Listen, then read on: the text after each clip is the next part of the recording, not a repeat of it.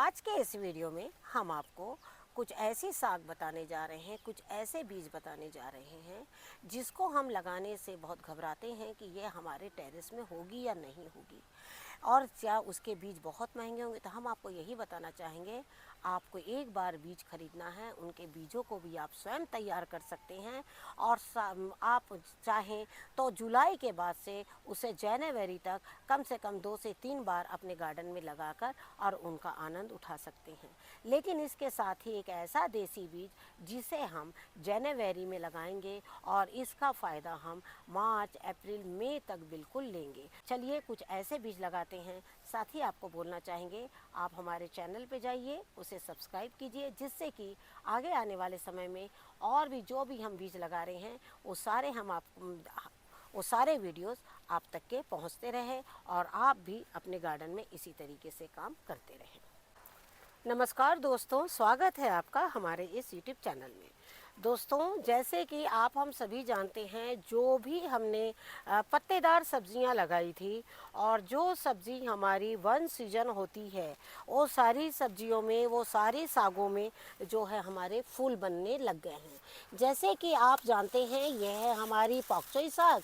और अब हम आपको बताना चाहेंगे, इसमें से हमने हालांकि बहुत हार्वेस्टिंग करी है और नीचे से पहले हमने पत्तों को लेते चले गए और उसके बाद आप देख सकते हैं कि ये साग जो है अब कितनी अच्छी तैयार हुई है और साथ ही इसमें फूल भी बनने लगे हैं। लेकिन क्या इसके बीज तैयार होते हैं? तो मैं आपसे कहना चाहूँगी, इसके बीज बिल्कुल तैयार होते हैं और साथ ही वो आप स्वयं भी लगा सकते हैं। लेकिन जैसे कि आप देख रहे हैं, इस वक्त हमारे यहाँ का जो मौसम है वो पूरी तरीके से ठंड अभी भी हमारे यहाँ बहुत ज़्यादा है। तो बहुत ज़्यादा जब ठंड है तो जो पॉकचोई साग जो है आप फिर से अपने गार्डन में बिल्कुल लगा सकते हैं। साथ ही आपको आज बोलना चाहूँगी मैं कि ये सब साग लगाने में बिल्कुल भी कोई मेहनत, कोई खर्च कुछ नहीं है। इसको बस एक बार लगा दीजिए और बीच बीच में पानी डालते जाइए थोड़ा थोड़ा। ये साग जो है वो बहुत अच्छी होती है। जैसे कि हमारा पहले था कि भाई इस साग को लगाने से बहुत मुश्किल है, बहुत मुश्किल से होती है। ऐसा कुछ भी नहीं है, साग बहुत आसानी से होती है और ये हम चाहें तो अपने सीजन में 2 बार बिल्कुल लगा सकते हैं। लेकिन इसके साथ मैं ये बोलना चाहूँ, ये तो बात हुई साग की, लेकिन कुछ बीज ऐसे भी हैं जिसे हम अभी लगाकर और पूरी गर्मी में हम उसका आनंद ले सकते हैं। तो ये तो थी हमारी पॉकचोई साग जो बिल्कुल ठंड ठंड में चलती है और इसी तरीके से बिल्कुल ख़त्म होने लगती है। लेकिन कुछ बीज ऐसे हैं जिन्हें हम अभी कंटिन्यू लगाते रहेंगे और हम उनमें से आनंद साग का, सब्जी का, सभी चीज़ में डालने का आनंद जो है वो लेते रहेंगे। तो चलिए आज एक ऐसा ही बीज हम बताने जा रहे हैं जिसको आप लगा सकते हैं अभी भी। क्योंकि ऐसा होता है, जैसे ही ठंड जाने का टाइम हो जाता है जनवरी, हम सोचते हैं बस अब समय ख़त्म हो गया है, अब हम उन बीजों को नहीं लगा सकते हैं।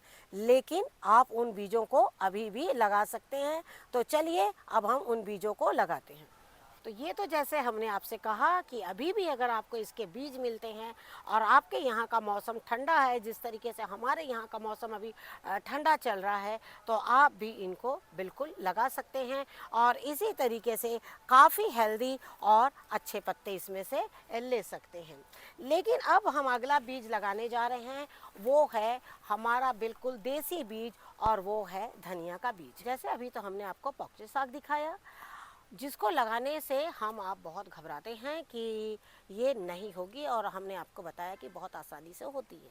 उसी तरीके से अभी कुछ बीज जिसको हम लगाने के लिए बहुत घबराएंगे कि भाई अब ये कब तैयार होगा, अब आगे आने वाले समय में तो गर्मी आ जाएगी। लेकिन गर्मी में अगर आपको वो चीज़ मिलते रहे अपने गार्डन से, तो ये भी बहुत बड़ी बात होती है। तो जैसे कि आज हम आपको दिखाने जा रहे हैं, वो है बिल्कुल देसी बीज और वो है धनिया के। धनिया के बीज लगाने के लिए आपको बहुत बड़े कंटेनर की ज़रूरत नहीं है। अब आप इन्हें छोटे छोटे कंटेनर्स में भी लगा लगा के अपने लॉबी में जगह जगह में रख सकते हैं।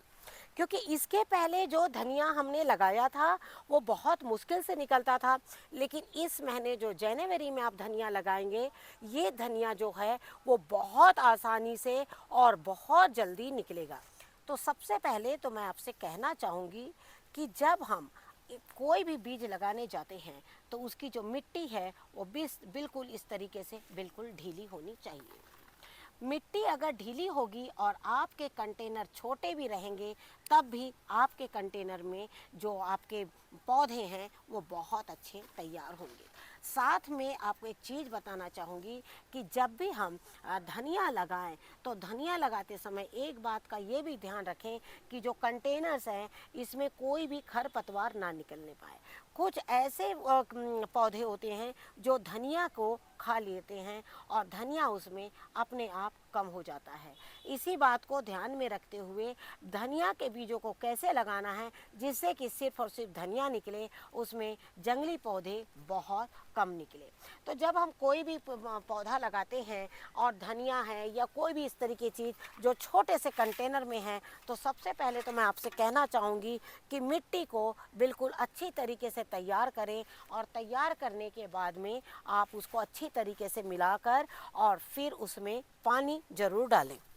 सबसे पहले तो मिट्टी में आपको गोबर की खाद डालना बहुत ज़्यादा ज़रूरी है, लेकिन अगर आपके पास गोबर की खाद नहीं है तो आप इसमें वर्मी कंपोस्ट भी बिल्कुल डाल सकते हैं। और आपने देखा कि हमने इसमें इतनी गोबर की खाद डाली है, लेकिन आपने देखा हमने इसमें कोई नीम की खली या कुछ भी ऐसा नहीं डाला, क्योंकि धनिया जो है वो अपने आप में ही इतना अच्छा पौधा है या इतना अच्छा बीज है जो स्वयं भी एक कीटनाशक का काम करता है। जैसे हमने आप लोगों से कहा है कि जब भी आपके कंटेनर कोई खाली है, बड़े कंटेनर जिसमें फल जो हैं वो नहीं आ रहे हैं, आप उसमें थोड़े धनिया के बीज डाल सकते हैं। आप देखिएगा कि उस कंटेनर की हालत सुधर जाएगी, साथ में पौधे की भी हालत जो है वो सुधर जाएगी।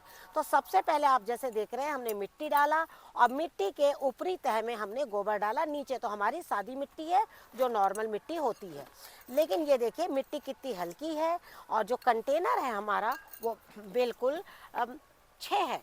इसकी जो डेप्थ है वो 6 इंच है और ये जो चौड़ाई है वो 20 से 22 इंच की चौड़ाई है। सबसे पहले मिट्टी डाल दीजिए, गोबर की खाद डाल दीजिए, उसके बाद में आप मिट्टी को बिल्कुल गीला कर लीजिए। लेकिन इसीलिए कि जब भी मिट्टी छोटे बीज जब भी हम लगाते हैं तो आपको एक चीज़ बताना चाहूँगी कि जब हम बीज लगा के पानी डालते हैं तो क्या होता है कि जो बीज हैं वो एक जगह से दूसरे जगह सरक जाते हैं और उसके बाद में वो एक ही जगह में निकल पड़ते हैं। तो आपको क्या करना है कि इसी तरीके से पूरी मिट्टी को डाल के और मिट्टी को अच्छी तरीके से प्लेन बिल्कुल कर लीजिए। ये देखिए हमने इसमें अच्छी तरीके से बिल्कुल मिट्टी को डाल दिया है। अब आपको क्या करना है, जो धनिया है धनिया को आप 2 तरीके से लगा सकते हैं।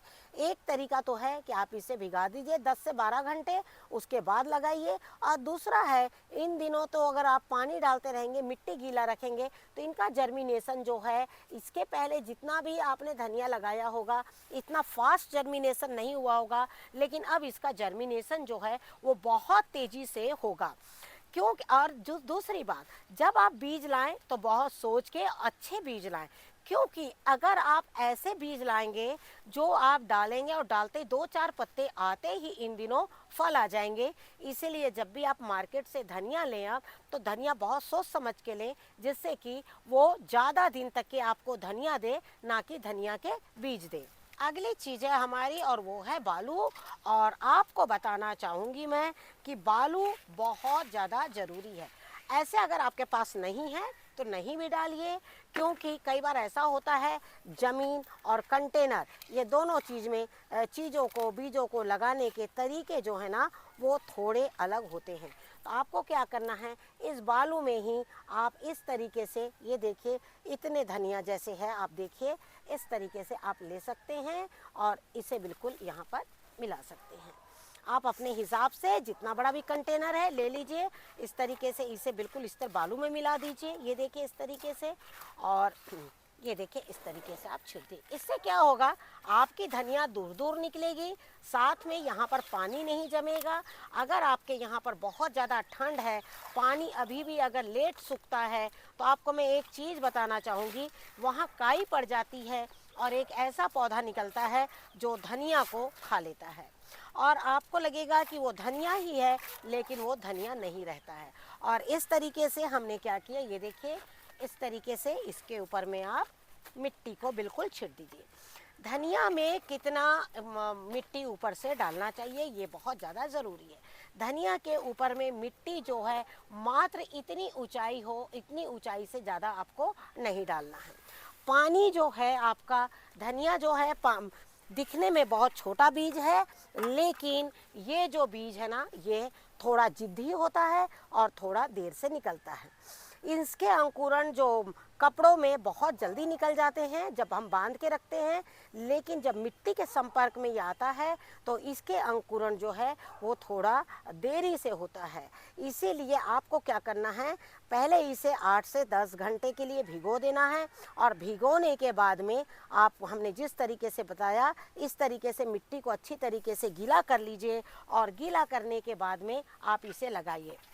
जब आप ऊपर पानी डालेंगे तो याद रखें कि पानी जो बहुत तेज़ी से ना डालें, हल्का हल्का डालें और जब तक इसमें अंकुरण ना हो इसके मिट्टी में प्रतिदिन इस तरीके से हल्का छिड़काव करिएगा और इसे इस तरीके से रखिएगा। रह गई बात धूप की कि धनिया को कितने घंटे की धूप चाहिए, तो धनिया ऐसा है ये धूप वाले स्थान में भी हो जाएगा और जहाँ बहुत तेज ज़्यादा धूप नहीं पड़ रही आपकी उस स्थान में भी ये हो जाएगा।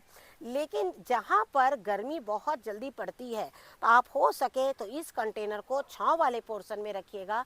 उससे क्या होगा, एक टाइम की धूप पड़ने से धनिया जो है वो बहुत अच्छा तैयार होगा।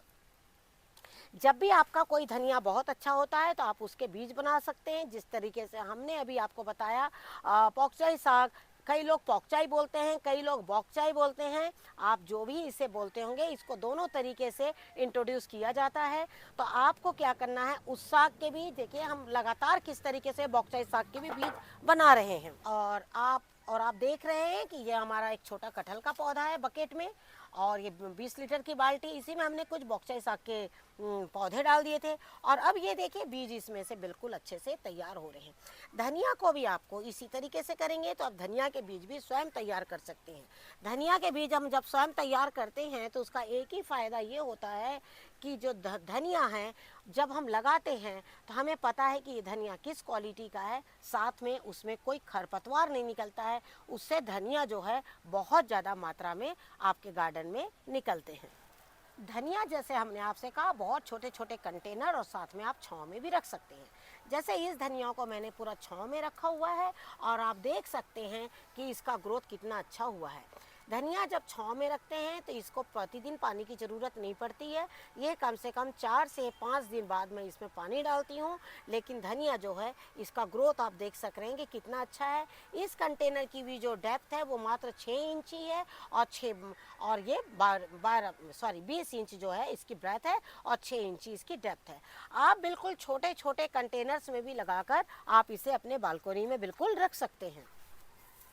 ऐसे कंटेनर जो फल नहीं दे रहे हैं और आपके फल के पौधे लगे हुए हैं और आपको पता है कि अभी 1 साल और खाली रहेंगे, तो आप इस तरीके से उनमें धनिया डाल सकते हैं। धनिया डालने से जब एक कंटेनर में हम बहुत कम पानी डालते हैं उसमें जो कीट होते हैं तो कीट को भी धनिया रोकता है, साथ में धनिया जो है वो मिट्टी भी बहुत अच्छी करता है। हम अपने वीडियो के माध्यम से सिर्फ आपको ये दिखाना चाह रहे हैं कि आप किस तरीके से बड़े कंटेनर्स या छोटे कंटेनर्स का फ़ायदा उठा सकते हैं। मिट्टी को ढीला करिए। आपको पता है कि ये पौधे की अभी डाल जो है जिसमें कोई अंकुरण नहीं हुआ है, ये देखिए अब इनका फुटाव हो रहा है, इनका अंकुरण हो रहा है, लेकिन ये पौधे को बढ़ने में अभी कम से कम 1.5 महीने, मान के चलिए 1.5 महीने लग जाएंगे। जिस तरीके से यहाँ कोई फुटाव नहीं हुआ, इसका फुटाव आप देख सकते हैं यहाँ हुआ है, तो ये ऊपर की ओर जाएगा। लेकिन जो खाली स्पेस है, क्योंकि ये सारा कंटेनर नए थे, मिट्टी ढीली थी और ढीली मिट्टी में जब हमने धनिया डाल दिया तो आप देख सकते हैं कि धनिया किस तरीके से इसमें निकला है। और ये धनिया मात्र 10 से 12 दिन का ही धनिया है जिनका इतना अच्छा ग्रोथ हुआ है।